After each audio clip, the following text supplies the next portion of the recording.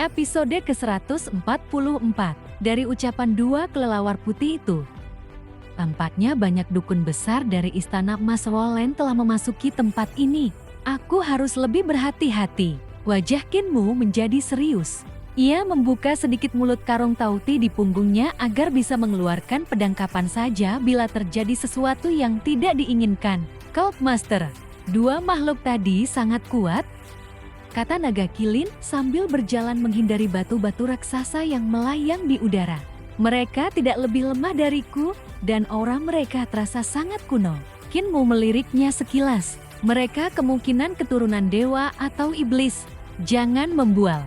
10 dirimu pun belum tentu bisa mengalahkan satu dari mereka. Aura mereka terlalu kuat. Naga kilin mendengus kesal. Itu karena aku masih muda. Tunggu sampai aku dewasa. Saat itu, 10 dari mereka tidak akan mampu mengalahkanku. Kinmu tidak menanggapi. Pikirannya justru tertuju pada hal lain. Mengapa masih ada makhluk seperti kelelawar putih di reruntuhan besar? Di berbagai kota tua, ia pernah melihat patung dewa kelelawar yang disembah sebagai dewa kemakmuran. Patung-patung itu memiliki kepala kelelawar dan tubuh manusia. Bentuknya sangat mirip dengan dua kelelawar putih tadi, hanya saja lebih menyerupai manusia. Mungkinkah kedua kelelawar itu adalah keturunan dewa kelelawar yang hidup sebelum bencana besar? Jika benar demikian, mungkinkah masih ada keturunan dewa dan iblis lainnya yang tersembunyi di berbagai wilayah reruntuhan besar? Tiba-tiba ia teringat sesuatu. Feti Dragon, di mana kau tinggal sebelum bertemu Patriark? Di reruntuhan besar, jawab naga kilin sambil mengenang masa lalunya. Tidak lama setelah aku lahir, ibuku menghilang. Aku hampir mati kelaparan sampai bertemu Patriark. Karena beberapa pil roh, aku akhirnya mengikuti beliau. Kinmu tertawa. Jelas Patriark mengasihanimu karena hampir mati kelaparan. Tapi kalau dipikir-pikir, kau juga termasuk keturunan dewa, bukan? Sebuah dugaan muncul dalam benaknya. Mungkin pada masa lalu para dewa dan manusia hidup berdampingan di reruntuhan besar. Setelah bencana besar menghancurkan dunia itu, para dewa musnah, sementara keturunan mereka perlahan berubah menjadi berbagai binatang aneh yang masih bertahan hingga sekarang. Dugaan itu terdengar luar biasa, tetapi bukan tidak mungkin. Mereka terus bergerak maju. Di kedua sisi jurang tumbuh hutan lebat yang menempel pada tebing secara tidak masuk akal. Batu-batu raksasa melayang di udara, menunjukkan bahwa gaya magnet di wilayah ini telah berubah secara aneh. Tiba-tiba karung tauti di punggung Kinmu bergetar. Ia segera membukanya dan melihat pedang Carefrey bergetar pelan sambil mengeluarkan dengungan. Nyaring, Kinmu mengeluarkan pedang itu karena berniat menjadikannya pedang induk bagi pelat pedangnya. Ia belum membuat sarung, namun membawa pedang telanjang sepanjang waktu jelas tidak praktis. Ia menebas sebuah cabang pohon kuno. Cabang itu ternyata luar biasa keras. Bahkan, benangki vitalnya tidak mampu memotongnya. Kayu yang luar biasa. Dengan bantuan pedang Carefrey, ia memahat cabang tersebut hingga menjadi sarung sederhana lalu menyimpan pedangnya di dalam. Namun getaran pedang belum berhenti. Kinmu menyipitkan mata. Bukan hanya pecahan pedang dan logam surgawi yang jatuh 16 tahun lalu. Ada benda lain di lembah ini yang beresonansi dengannya. Jika benar demikian, para dukun istana Mas Wolen mungkin juga sedang mencarinya. Tak lama kemudian mereka mencapai ujung jurang. Pemandangan di depan terbuka luas. Di kedua sisi lembah berdiri dua patung raksasa setinggi gunung. Patung-patung itu memiliki kepala kelelawar dan tubuh manusia. Wajah mereka tampak agung dan penuh wibawa. Sementara tangan mereka menopang pedang-pedang raksasa. Air terjun mengalir dari bahu kedua patung itu. Jatuh ribuan meter sebelum menyusuri bilah pedang dan berkumpul menjadi dua sungai. Dari kejauhan, dua sungai tersebut tampak seperti dua naga. Air yang membelah hutan sebelum akhirnya menghilang di tengah lembah. Kinmu tertegun. Patung dewa kelelawar. Ia memandang kedua patung itu dengan heran. Apa hubungan mereka dengan dua kelelawar putih tadi? Tatapannya kemudian mengikuti aliran sungai hingga ke tempat sungai-sungai itu menghilang. Mata surgawi Saen bangkit. Lapisan cahaya muncul di matanya. Namun ia tetap tidak bisa melihat apa yang berada jauh di dalam lembah. Mata sinebar surga bangkit. Ki vitalnya berputar membentuk run-run rumit. Lapisan demi lapisan cahaya memenuhi kedua matanya hingga kemampuan penglihatannya meningkat berkali-kali lipat. Meski begitu, sesuatu masih menghalangi pandangannya. Yang berhasil ia lihat hanyalah sejumlah mayat yang berserakan di antara pepohonan. Sebagian mayat tampak baru meninggal, sebagian lainnya sudah membusuk hingga tinggal kerangka. Anehnya, pakaian mereka tetap utuh. Mayoritas korban adalah dukun dari istana Maswalen. Saat Kinmu mencoba melihat lebih jauh, tiba-tiba sesuatu bergerak di dekat salah satu mayat. Bayangan itu hanya muncul sesaat, namun pada detik berikutnya, serangan mengerikan menghantam matanya. Lapisan-lapisan mata surga langsung runtuh. Kinmu merasakan pusing luar biasa. Jeritan dan ratapan yang tak terhitung jumlahnya seolah meledak di dalam kepalanya.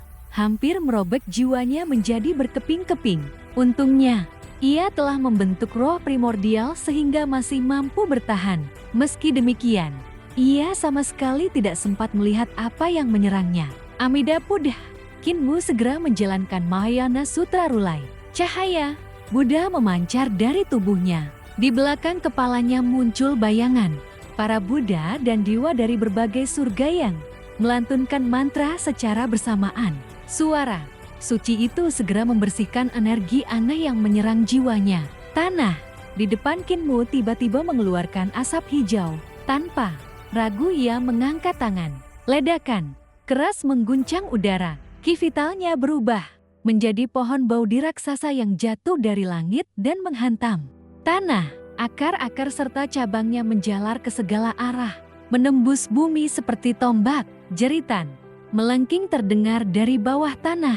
Permukaan tanah bergelombang seolah ada sesuatu yang melarikan diri di bawahnya. Bahkan, pohon-pohon besar di sekitarnya ikut berguncang. Bahkan, Bodhisattva tidak bisa membunuhnya.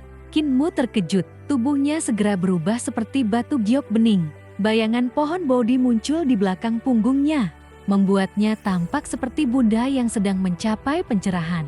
Ia menggunakan sifat Buddha untuk menekan makhluk misterius di bawah tanah agar tidak mendekat. Meski demikian, makhluk itu terus bergerak dengan kecepatan luar biasa. Kadang terasa seperti satu makhluk, kadang terasa seperti puluhan makhluk yang terpisah lalu menyatu kembali. Bahkan sesekali ia bergerak melewati mayat dan pepohonan tanpa hambatan. Apa sebenarnya benda itu? Saat itulah dua orang kuat mendekat dari belakang. Pedang Carefree langsung keluar dari sarungnya dan berputar mengelilingi Kinmu dalam formasi pedang. Gelombang, dua sosok putih muncul dari udara. Mereka adalah dua kelelawar putih yang ditemuinya sebelumnya. Keduanya terbang ke atas dua patung dewa kelelawar dan bergantung pada lubang hidung patung-patung tersebut. Salah satu dari mereka tertawa banteng. Bodoh itu tidak tahu kalau pasukan besar sedang datang. Ratusan ahli sudah memasuki lembah. Diam, bentak kelelawar lainnya. Kenapa kau memberitahu dia? Kinmu terkejut. Pasukan besar, ratusan ahli. Mereka jelas bukan pasukan perdamaian abadi. King Manpes tidak mungkin mengirim pasukan sebanyak itu. Hanya ada satu kemungkinan. Kekaisaran Barbarian di. Tanpa ragu Kinmu segera bergerak menuju hutan di pusat lembah. Melawan ratusan ahli barbarian di sama saja mencari kematian. Ia pernah melihat kekuatan pasukan mereka sebelumnya. 800 prajurit saja mampu melawan seorang ahli setingkat Master Sekte. Mendengar informasi dari kedua kelelawar itu, ia memutuskan untuk menghindari mereka. Banteng bodoh itu pasti mati. Kedua kelelawar tertawa bersamaan. Runtuh, runtuh. Namun cahaya Buddha yang menyelimuti tubuh Kinmu dan naga kilin membuat mereka tetap aman. Kedua kelelawar tampak bingung. Salah satu dari mereka turun dan bergantung pada cabang pohon di depan Kinmu. Kenapa benda-benda itu tidak menyerangmu? Kinmu mengangkat kepala. Teman Dao, sebenarnya apa yang ada di bawah tanah? Kelelawar putih itu hendak menjawab. Namun sebelum sempat berbicara, ia tiba-tiba terbang kembali ke atas. Di pintu masuk lembah hantu, ratusan prajurit barbarian bersama puluhan dukun besar dan raja dukun telah tiba. Seorang raja dukun membungkuk hormat. Pangeran Pamongso, silakan. Dari belakang barisan, seorang pemuda berjalan perlahan ke depan. Tatapannya tajam bagaikan kilat saat melihat Kinmo yang sedang duduk di punggung naga kilin. Senyum muncul di wajahnya. Aku percaya kau baik-baik saja sejak pertemuan terakhir kita. Cult Master Qin, suaranya tenang, tetapi mengandung kekuatan luar biasa. Hati Kinmo bergetar. Kecepatan kemajuan kultivasi Pamongso ternyata bahkan lebih mengerikan daripada miliknya. Saat mereka terakhir bertarung, pondasi kultivasi Pamongso masih berada di bawahnya. Kini, kesenjangan itu tampaknya telah menghilang. Kinmo tertawa. Aku baik-baik saja. Aku bahkan sempat khawatir pasangan pisaumu telah mencincangmu sampai mati waktu itu. Syukurlah kau masih hidup. Pamongso tersenyum tipis. Cult Master Qin mungkin lebih kuat daripada dulu. Tatapannya menjadi semakin tajam. Tetapi sekarang, belum tentu. Pada saat itu seorang raja dukun mendongak ke arah patung dewa kelelawar. Pangeran, ada 2 kelelawar di atas sana. Pamongso bahkan tidak repot mengangkat kepala. Dengan nada datar ia berkata, bunuh mereka.